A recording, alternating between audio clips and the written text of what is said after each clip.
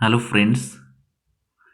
History का video चल रहा था और हिस्ट्री के वीडियो में हमने अभी तक एंशिएंट इंडिया, मेडुअल इंडिया देख लिया था। मॉडर्न इंडिया चल रहा था।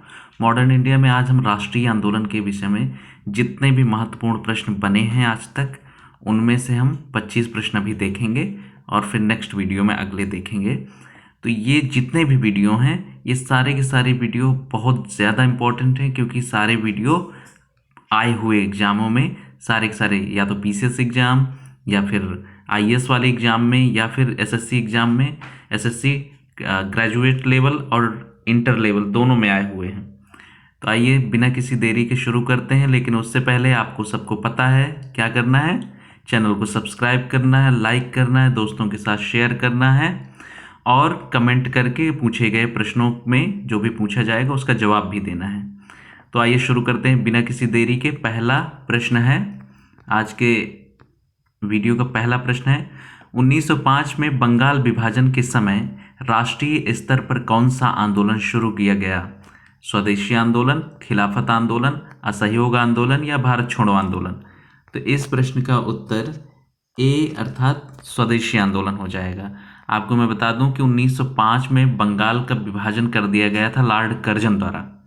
लॉर्ड कर्जन ने जब बंगाल विभाजन कर दिया तो उसके खिलाफ बंग भंग आंदोलन शुरू हुआ बंगाल में, यानी बंग भंग मीन्स बंगाल के विभाजन का आंदोलन। उसी को ध्यान में रखते हुए बहुत सारे राष्ट्रवादी नेताओं द्वारा स्वदेशी आंदोलन शुरू किया गया। तो ये स्वदेशी आंदोलन वास्तव में बंगाल के क्षेत्र में पूरे में था, लेकिन इसको कुछ हद तक पूरे राष्ट्रीय स्तर पर भी किया गया। अगला प्रश्न देखते हैं। दूसरा प्रश्न, गांधी जी द्वारा दक्षिण अफ्रीका प्रवास के दौरान निम्नलिखित में से किसका प्रकाशन किया गया है? यानी बुक्स हैं या फिर पत्रिकाएं हैं, उनमें से किसका प्रकाशन गांधी जी द्वारा अफ्रीका में किया गया? यंग इंडिया, इंडियन ओपिनियन, नवजीवन या देवदूत? तो इनमें से गांधी जी द्वारा जब विदेश में थे, अफ्रीका में थे, तो वहाँ पे इंडियन ओपिनियन, भारतीय जो ओपिनियन है उसको उन्होंने इंडियन ओपिनियन नाम से एक प्रकाशन किया था, ठीक है, पत्रिका का। इंडिया में आके उन्होंने यंग इंडिया, हरिजन, देवदूत, नवजीवन, इन सब का प्रकाशन भारत में आके किया, लेकिन इंडियन ओपिनियन उन्होंने अफ्रीका में रह के किया। अगला तीसरा प्रश्न देखते हैं, निम्न नेताओं में से कौन से गांधी जी ने अपना राजनीतिक, मतलब किसको गांधी जी ने अपना राजनीतिक गुरु माना था? गोपाल कृष्ण गोखले को, दादा भाई नौरोजी को, अरविंद घोष को या बदरुद्दीन तैयब जी को? तो गांधी जी ने अपना जो राजनीतिक गुरु माना था, यानी पॉलिटिकल टीचर जिसे मानते हैं, वो है गोपाल कृष्ण गोखले जी हैं। और गोपाल कृष्ण गोखले राष्ट्रीय आंदोलन में इनका बहुत बड़ा योगदान है। दादा भाई नौरोजी भी इनके समकक्ष थे, अरविंद घोष भी थे, बदरुद्दीन तैयब बाद में थे। तो आइए अगला देखते हैं। चौथा प्रश्न, भारत आगमन के पश्चात गांधी जी द्वारा निम्न में से कौन सा प्रथम सत्याग्रह किया गया? खेड़ा सत्याग्रह, बारदोली सत्याग्रह, चंपारण सत्याग्रह या फिर अहमदाबाद मिल सत्याग्रह? तो ये प्रश्न बहुत इम्पोर्टेंट है। बिहार पीसीएस में 2-3 सालों पहले पूछा गया था, आप लोग उसको देख सकते हैं नेट में खोल के उसको।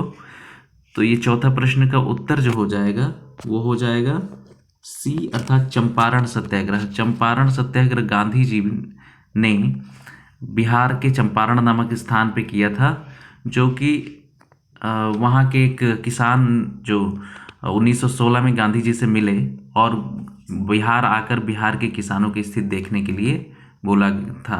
तो गांधी जी ने उन्हीं के अनुरोध पर, राजकुमार शुक्ल उनका नाम था, उनके अनुरोध पर गांधी जी बिहार गए और चंपारण सत्याग्रह करके जो नील की खेती की जाती थी उसका विरोध किया। उसमें गलत तरीके से जो 3 कठिया पद्धति लागू की जाती थी। 3 कठिया पद्धति का मतलब जो खेत है उसमें 3 कट्ठा आपको निश्चित तौर पे नील की खेती करनी ही थी। उसी के विरोध में चंपारण सत्याग्रह हुआ और चंपारण सत्याग्रह सफल साबित हुआ। तो इसका उत्तर हो जाएगा चंपारण सत्याग्रह, जो कि 1900 कब हुआ?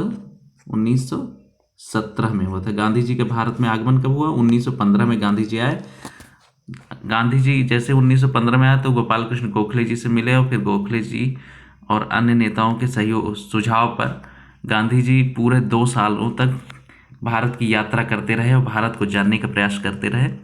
उसके बाद 1917 में उनको मौका मिला और उन्होंने चंपारण सत्याग्रह किया। इसके बाद होता है चंपारण सत्याग्रह, अहमदाबाद मिल सत्याग्रह हो गया, खेड़ा सत्याग्रह, या एक साल में अंतर में हुए। बारदोली सत्याग्रह से जुड़ा नाम गांधी जी का नहीं है बल्कि सरदार पटेल का नाम जुड़ा हुआ है। ठीक है, अगला प्रश्न देखते हैं। भारतीय राष्ट्रीय कांग्रेस के प्रथम अध्यक्ष निम्नलिखित में से कौन बने? दादा भाई नौरोजी, बेमेश चंद बनर्जी, बदरुद्दीन तैयब जी या सरदार वल्लभ भाई पटेल? तो आपको पहले तो बता दूं मैं कि भारतीय राष्ट्रीय कांग्रेस की स्थापना कब हुई थी? 1885 ईस्वी में, दिसंबर 1885 में हुई थी, बम्बई में, जिसे उस समय बॉम्बे बोलते थे। और तब उसके पहले जो अध्यक्ष बने वो बने थे डब्ल्यू सी बनर्जी यानी बेमेश चंद बनर्जी बने थे पहले अध्यक्ष। दूसरे अध्यक्ष जो दूसरा अधिवेशन हुआ कोलकाता या कलकत्ता में, उसके अध्यक्ष बने थे दादा भाई नौरोजी। तीसरे अध्यक्ष हुए बदरुद्दीन तैयब जी मद्रास अधिवेशन में। ठीक है, अगला प्रश्न देखते हैं, छठा। निम्नलिखित आश्रमों में से गांधी जी ने किसकी स्थापना नहीं की थी? साबरमती आश्रम की, सेवाग्राम आश्रम की, फीनिक्स आश्रम की या विश्व भारती आश्रम की? तो इनमें से गांधी जी ने विश्व भारती आश्रम की स्थापना नहीं की थी। विश्व भारती आश्रम की स्थापना किसने की थी? रविन्द्रनाथ टैगोर जी ने। ठीक है, तो साबरमती आश्रम गुजरात में हो गया, सेवाग्राम आश्रम हो गया, फिर फीनिक्स आश्रम, ये इन तीनों की स्थापना गांधी जी ने की थी। फीनिक्स आश्रम यहाँ नहीं है बल्कि अफ्रीका में था। ठीक है, और अगला प्रश्न देखते हैं, सातवां। गांधी जी द्वारा विदेशी वस्तुओं के बहिष्कार के आंदोलन का लक्ष्य क्या था? पूर्ण स्वतंत्रता, ब्रिटिश विरोधी भावना पैदा करना, कल्याण राज्य को प्रोत्साहन देना या कुटीर उद्योगों को प्रोत्साहन देना? तो यदि गांधी जी द्वारा शुरू किया गया विदेशी वस्तुओं के बहिष्कार का आंदोलन तो किस लिए शुरू किया गया था? वो डी अर्थात कुटीर उद्योगों के प्रोत्साहन के लिए शुरू किया गया था।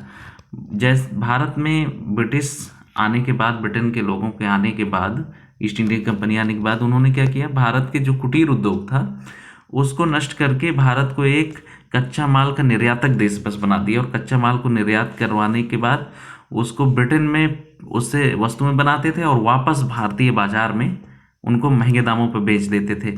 ये ऐसा कैसे कर पाए? वो भारत के जो भी कुटीर उद्योग थे, हैंडलूम्स थे, जो हाथ से बनाए जाने वाले मशीन और सामान थे, उन सबको इन्होंने नष्ट कर दिया अंग्रेजों ने। अब नष्ट कर दिया तो हमारे पास पहनने के लिए कपड़े नहीं होंगे, तो हम जाहिर सी बात है खरीद कर पहनेंगे। तब इन्होंने अपने यहाँ से बने हुए माल को यहाँ निर्यात किया, वो भी दुगने तिगने रेटों पर। इसी के विरोध में स्वदेशी आंदोलन चला, बहिष्कार आंदोलन, स्वदेशी आंदोलन, विदेशी वस्तुओं के बहिष्कार का आंदोलन चला, और गांधी जी ने विदेशी वस्तुओं की होली जलवाई, यानी जो भी विदेशी चीज़ें थी उनकी होली जला दी गई और देसी उपयोग वाली कुटीर उद्योगों को प्रोत्साहन दिया गया। आठवां प्रश्न है, निम्न में से किसने लिबरल पार्टी की स्थापना की थी? लिबरल पार्टी, ये प्रश्न काफ़ी इंपॉर्टेंट हो जाता है क्योंकि बहुत कम पूछा गया प्रश्न है, ये एक ही दो बार आया हुआ है, इसलिए इंपॉर्टेंट हो जाता है कि आगे आने वाले प्रश्न एग्जामों में ये जरूर पूछा जा सकता है। लिबरल पार्टी की स्थापना की थी लाला लाजपत राय ने, बिपिन चंद्र पाल ने, बी.डी. सावरकर ने, तेज बहादुर सप्रू ने। तेज बहादुर सप्रू जी ने की थी लिबरल पार्टी की स्थापना। ठीक है, अगला प्रश्न देखते हैं, भारतीय राष्ट्रीय कांग्रेस की प्रथम महिला अध्यक्ष होने का श्रेय किसे जाता है? यानी इंडियन नेशनल कांग्रेस जो थी उसकी पहली महिला अध्यक्ष कौन बनी? ए सरोजनी नायडू, बी कमला चट्टोपाध्याय, मीराबेन या एनी बेसेंट? तो इसका जो उत्तर होगा वो हो जाएगा Annie Besant. Annie Besant Bharat में भारतीय राष्ट्रीय कांग्रेस की पहली महिला अध्यक्ष बनी थी।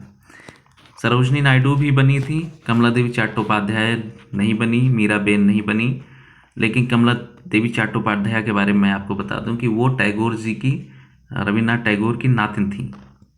अगला प्रश्न है कि भारत को अधिकार क्षेत्र का दर्जा यानी डोमिनियन स्टेट्स का दर्जा जो है किस तारीख को प्राप्त हुआ? भारत को अधिकार क्षेत्र का दर्जा, यानी डोमिनेंट स्टेट्स की हमारे अधिकार हमारे पास हैं, कब मिला? 15 जनवरी 1947 को, 15 अगस्त 1947 को, 15 अगस्त 1950 को, या 15 अक्टूबर 1947 को। इस प्रश्न का उत्तर हो जाएगा बी, अर्थात 15 अगस्त 1947 को, जब ब्रिटेन में भारत स्वतंत्रता अधिनियम पारित किया गया, तो उसमें एक घोषणा की गई कि 15 अगस्त 1947 को भारत और पाकिस्तान नाम के दो डोमिनेंट स्टेट्स की स्थापना की जाएगी और इनको दो अलग अलग देश के रूप में घोषित किया जाएगा। तो ये आंसर हो जाएगा बी। 11वां प्रश्न है, गांधी जी की सबसे महत्वपूर्ण शिक्षाएं निम्नलिखित में से कौन सी हैं? यानी गांधी जी ने भारत को क्या सिखाया? एक सत्य, दूसरा अहिंसा, तीसरा धर्म और चौथा सत्याग्रह। तो इनमें उत्तर क्या हो जाएगा? केवल 1 और 3, केवल 2 और 4, केवल 1 और 2, केवल 1, 2 और 3। इसमें सी आंसर हो जाएगा, केवल 1 और 2। गांधी जी ने कहा सत्य और अहिंसा का पालन करना चाहिए, तो धर्म और सत्याग्रह नहीं है इसमें।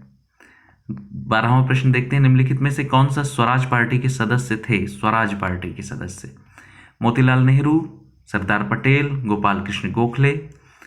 Answer A 1 and 2, only 1, 2 and 3, 2 and 3,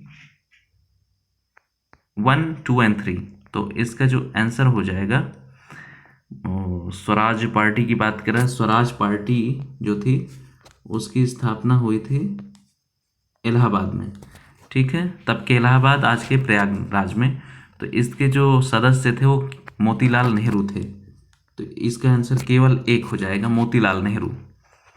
अगला प्रश्न देखते हैं, 12वां प्रश्न, निम्नलिखित में से किस आंदोलन की विफलता के बाद स्वराज पार्टी का गठन किया गया था? कौन से आंदोलन विफल हो गया था कि उसके बाद स्वराज पार्टी की स्थापना करनी पड़ी? असहयोग आंदोलन, सविनय अवज्ञा आंदोलन, भारत छोड़ो आंदोलन या चंपारण आंदोलन? तो इस प्रश्न का उत्तर दीजिए, किस आंदोलन की असफलता के बाद जो है असफलता के बाद स्वराज पार्टी की स्थापना की गई?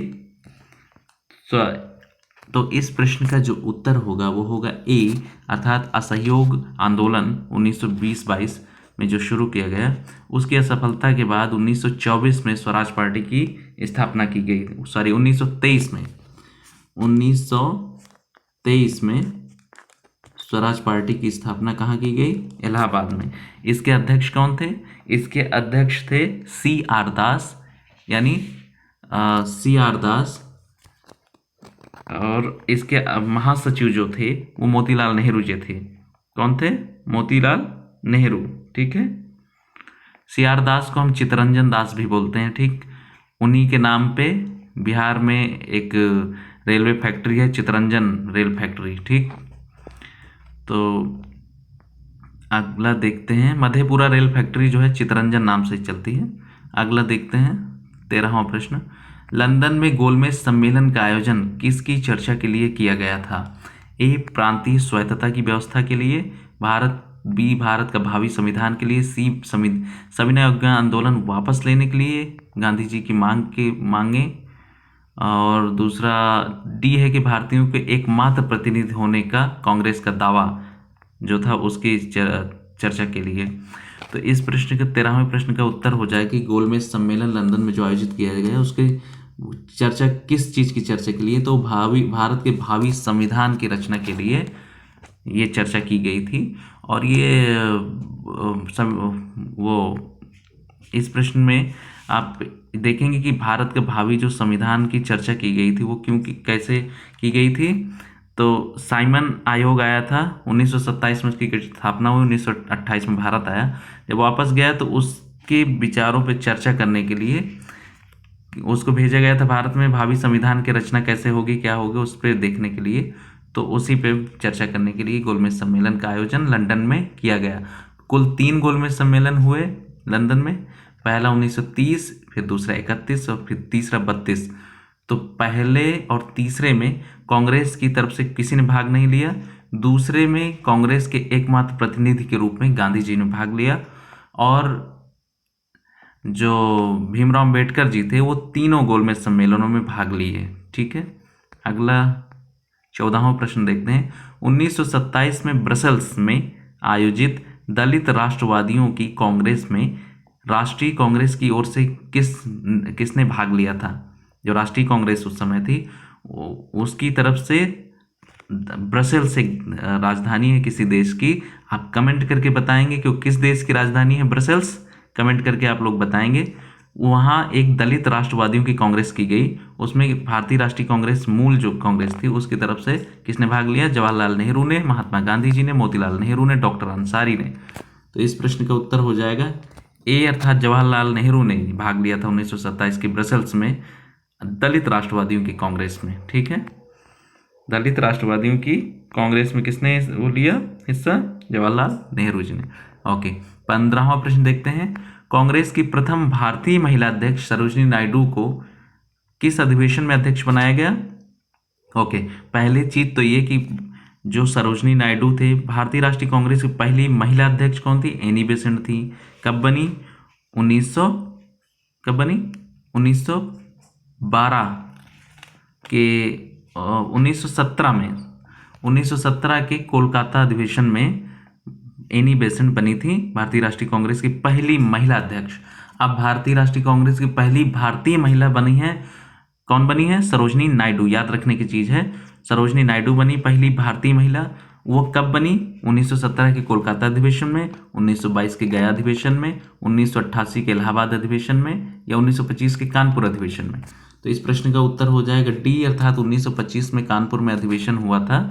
उसमें सरोजिनी नायडू जी को, जो भारत की पहली महिला थी, जिनको भारतीय राष्ट्रीय कांग्रेस का अध्यक्ष नियुक्त किया गया। अगला प्रश्न देखते हैं 16वां। 1988 में इलाहाबाद और प्रयागराज में संपन्न भारतीय राष्ट्रीय कांग्रेस के अध्यक्ष कौन थे? 1988 में तब के इलाहाबाद और आपके प्रयागराज में संपन्न भारतीय राष्ट्रीय कांग्रेस के अध्यक्ष कौन थे? George Yule, William Wedderburn, Charles Metcalfe या लॉर्ड मैकाले। तो इस प्रश्न का उत्तर ए, अर्थात जॉर्ज यूल को 1988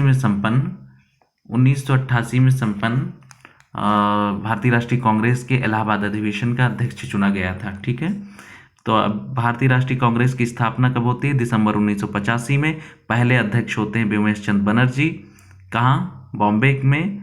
दूसरे अध्यक्ष होते हैं मद्रास में, कौन होते हैं? दादा भाई नौरोजी। तीसरे अध्यक्ष होते हैं मद्रास में बदरुद्दीन तैयब जी।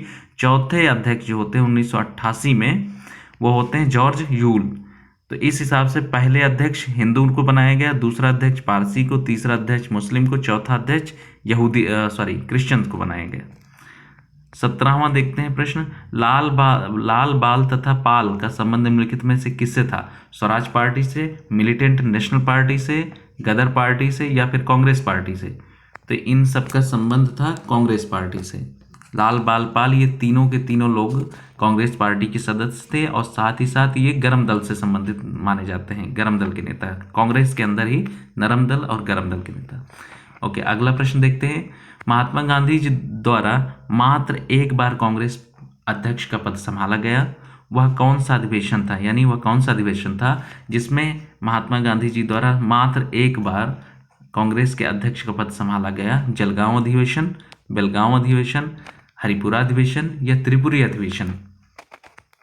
तो इस प्रश्न का उत्तर हो जाएगा बेलगांव अधिवेशन का, जो कि 1924 में बेलगांव कर्नाटक में हुआ था। ठीक, हरिपुरा अधिवेशन और त्रिपुरी अधिवेशन ये हुए थे 1938 और 39 में। ठीक है, अगला देखते हैं 19वां प्रश्न।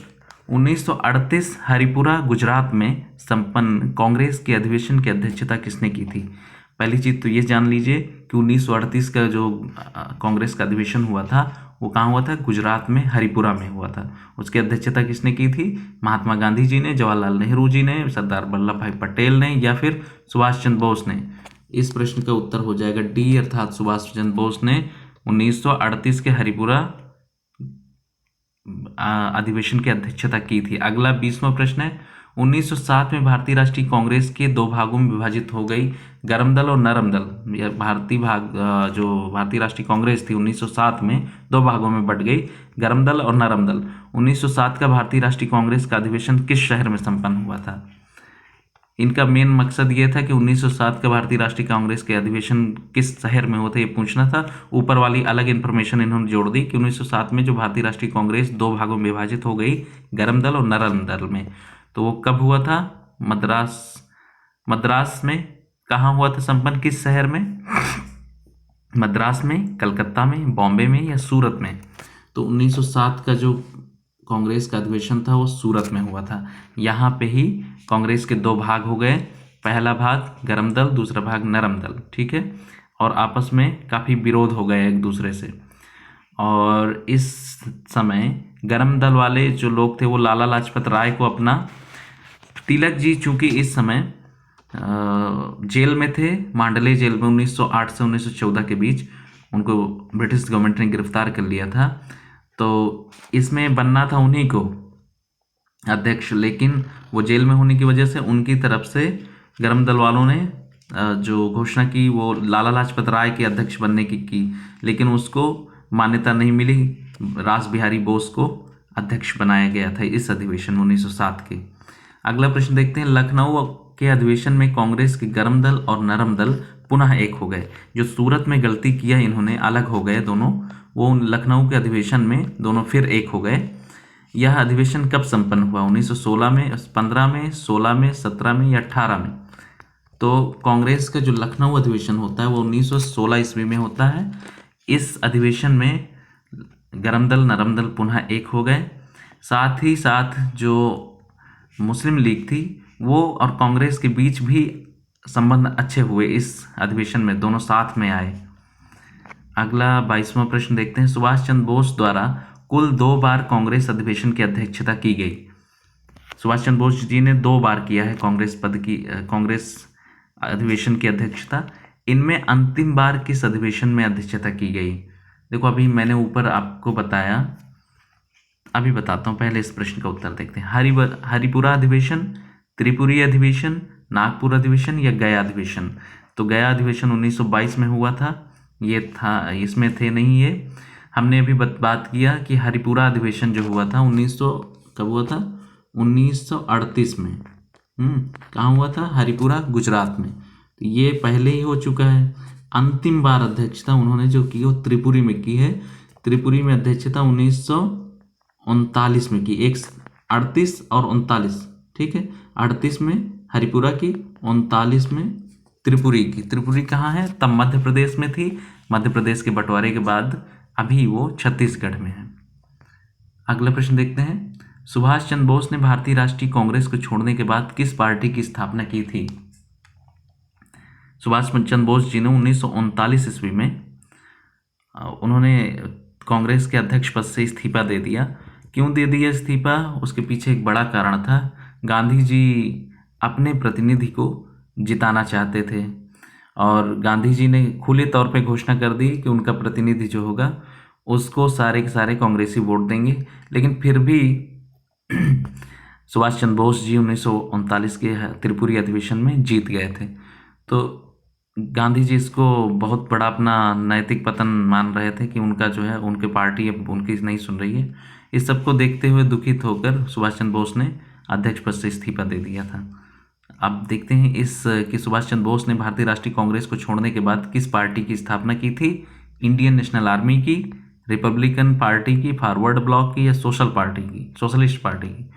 तो उन्होंने फॉरवर्ड ब्लॉक नाम की एक पार्टी अपनी बनाई थी और उसको ही फॉरवर्ड ब्लॉक नाम की अपनी पार्टी बनाई थी जब उन्होंने कांग्रेस को छोड़ दिया, इस्तीफा दे दिया उससे। तो अगला 24वां प्रश्न है, इंडियन नेशनल आर्मी की स्थापना का श्रेय किसे जाता है? सुभाष चंद्र बोस को, मदन लाल ढींगरा को, मौलाना आज़ाद को, कैप्टन मोहन सिंह को? तो इस 24वां जो प्रश्न है, इंडियन नेशनल आर्मी की स्थापना का श्रेय जाता है कैप्टन मोहन सिंह को।